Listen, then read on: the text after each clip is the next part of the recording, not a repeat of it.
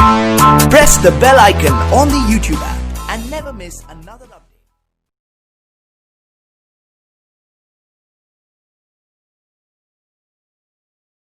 नमस्कार दोस्तों, मैं हूं आप सभी का दोस्त सियासी ऋषि और मैं अपने YouTube चैनल बुद्धाजी क्रिएटिव सेंटर पर आप सभी का फिर से एक बार स्वागत करता हूं। गाइस, ये हमारे नरेशन की वीडियो नंबर 7 है जिसमें हम लोग ओपेटिटिव सेंटेंस की इनडायरेक्ट स्पीच बनाना सीखेंगे।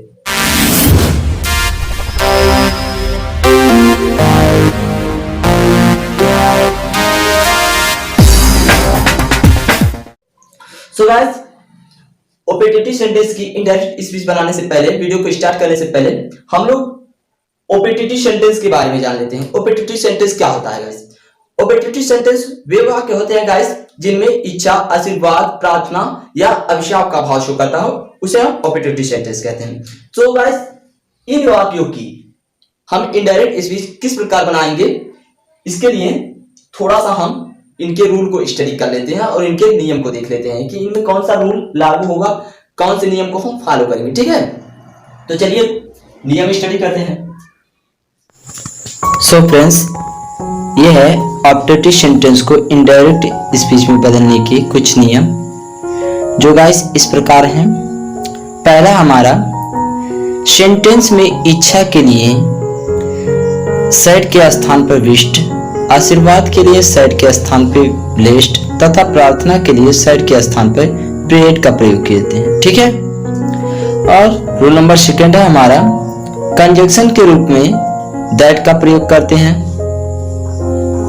रूल नंबर 3 है, इन उदाहरणों में माइट के प्रयोग को विशेष रूप से देखें, क्योंकि गाइस ये बहुत ही महत्वपूर्ण है माइट का यूज जो है, इसलिए आप लोग इसे ध्यान से देखिएगा। अब गाइस हम लोग आगे के रूल को स्टडी करते हैं। तो रूल नंबर 4 है हमारा, मार्क ऑफ एक्सक्लेमेशन को हम फुल स्टॉप में बदल देते हैं। और रूल नंबर 5 है, सेंटेंस में अभिशाप का भाव होने पर साइड के स्थान पर क्रस्ट का प्रयोग किया जाता है। ठीक है गाइस, तो फ्रेंड्स अब हम इनके उपयोग से कुछ एग्जाम्पल को इनडायरेक्ट स्पीच में बदल कर आप लोगों को दिखाते हैं। तो चलिए देखते हैं। सो गाइस, हमने नियम तो स्टडी कर लिया, अब हम इन्हें कुछ पॉइंट के आधार पे पढ़ेंगे। पहला पॉइंट है हमारा विशेष। ठीक है, मतलब इच्छाएं। तो इच्छाएं, शुभकामनाएं के आधार पे हम पहला एग्जांपल लिए हैं। He said may you have a happy journey, मतलब उनकी इच्छा है या उन्होंने क्या किया है, शुभकामनाएं दिया है। क्या है? ही सेड, वह कहें may you have a happy journey, कि आपकी यात्रा मंगलमय। तो इसकी जब हम इनडायरेक्ट स्पीच बनाएंगे तो कौन कौन से चेंजेस होंगे, ये आप सभी को ध्यान से देखना है। तो गाइस चलिए इसकी इनडायरेक्ट स्पीच बनाते हैं। तो देखिए इसकी इनडायरेक्ट स्पीच क्या होगी।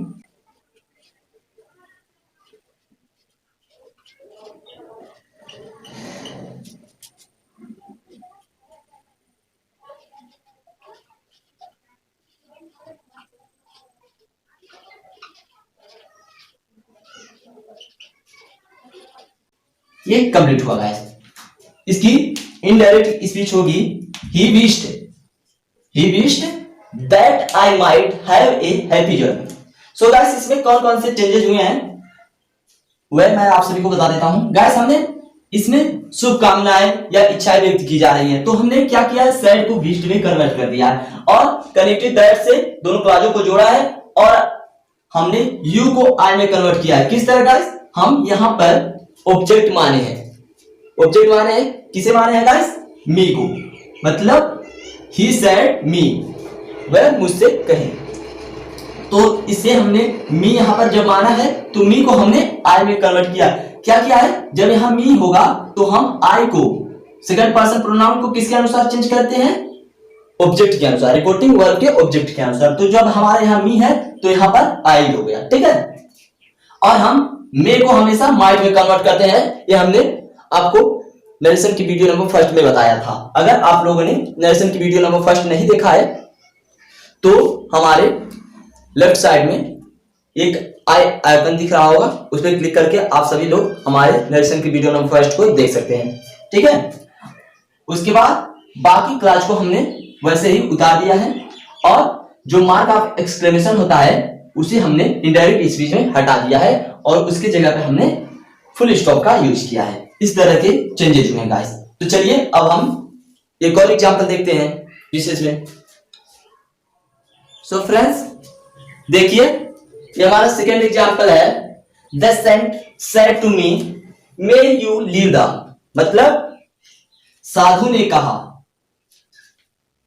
आप दीर्घजीवी हो। ठीक है, तो इसे जब हम इनडायरेक्ट स्पीच में कन्वर्ट करेंगे तो इसकी इनडायरेक्ट स्पीच क्या होगी, चलिए देखते हैं।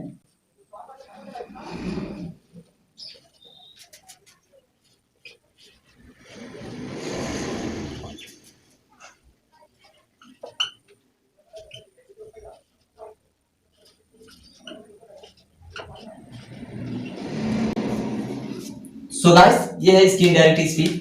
The saint blessed me that I might live long. क्या चेंज हुआ है गाइस, हमने सेंट को ब्लेस्ड में कन्वर्ट किया है, क्योंकि साधु आशीर्वाद देते हैं गाइस, तो हमने उसे ब्लेस्ड में कन्वर्ट किया है। और बाकी तो आप सभी को पता ही है, मेरे को हमने माइट में कन्वर्ट किया है और यू को हमने रिपोर्टिंग वर्ब के ऑब्जेक्ट के अनुसार आई में कन्वर्ट किया है। और यहाँ पर मार्क ऑफ एक्सक्लेमेशन था जो हमने यहाँ पे फुल स्टॉप में कन्वर्ट कर दिया है। ठीक है, तो चलिए अब तीसरा एग्जांपल देखते हैं। ये पीरियड के लिए, ये तो ब्लेस्ड के लिए था।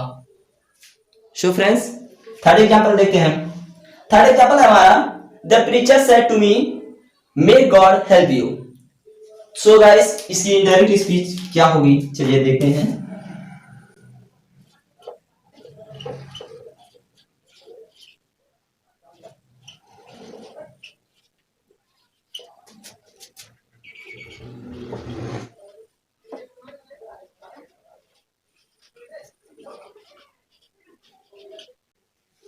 सो गाइस देखिए, इसकी इनडायरेक्ट स्पीच है, the preacher prayed me that God might help me. क्या हुआ है गाइस, इसमें चेंज क्या हुआ है, मार्क ऑफ एक्सक्लेमेशन को हमने फुल स्टॉप में कन्वर्ट किया है और यू को हमने रिपोर्टिंग वर्ब के ऑब्जेक्ट के अनुसार मी में कन्वर्ट किया है। ठीक है, और सेड को प्रेड में कन्वर्ट किया है। बस इतनी सी चेंजिंग की है और दैट कनेक्टिव दैट के प्रयोग से दोनों क्लासों को जोड़ा है। बस अब हम कर्स्ट के लिए कुछ एग्जांपल देख लेते हैं, मतलब अभिशाप। सो फ्रेंड्स सेकेंड पॉइंट है हमारा कर्स मींस अभिशाप। तो अभिशाप के लिए हमने एक एग्जांपल लिया है। देखिए, he said to me may you die, मतलब उसने कहा तुम्हारी मृत्यु हो जाए। ठीक है, या तुम मर जाओ। तो इसकी जब हम इनडायरेक्ट स्पीच बनाएंगे तो इसमें कौन कौन से चेंजेस होंगे, आप सभी को ध्यान से देखना है गाइस।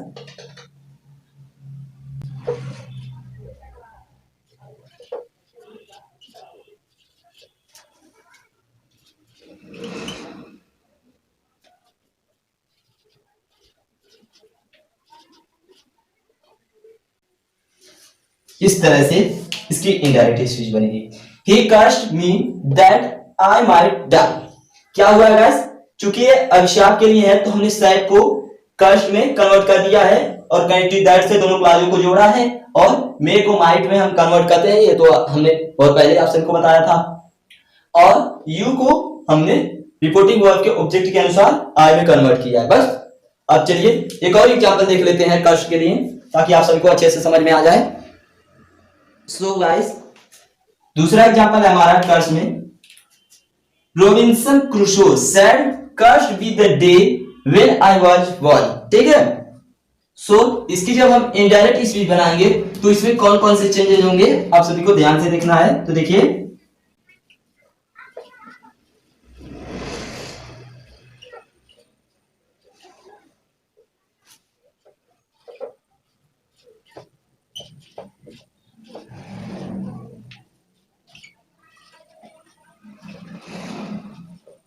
सो गाइस इसकी इनडायरेक्ट स्पीच है, Robinson Crusoe cursed the day of his birth. इसमें गाइस क्या हुआ है, सैड को हमने कर्स्ड में कन्वर्ट किया है बस, और मार्क ऑफ एक्सक्लेमेशन को हमने फुल स्टॉप में कन्वर्ट किया है और इसमें और कोई परिवर्तन हमने नहीं किया है, ठीक है। सो फ्रेंड्स, इस तरह से आप सभी के बुक्स में बहुत सारे एक्सरसाइज दिए होंगे, आप लोग उस पर प्रैक्टिस कर सकते हैं और अपने ऑपरेटिव सेंटेंस की इनडायरेक्ट स्पीच बनाने की क्वालिटी को बढ़ा सकते हैं, ठीक है गाइस। सो उम्मीद करता हूं आप सभी को यह वीडियो पसंद आया होगा और आप सभी को यह टॉपिक भी आसानी से समझ में आया होगा। सो गाइस, आज के लिए बस इतना ही, मिलते हैं हमारे नेक्स्ट वीडियो में, तब तक के लिए बाय बाय।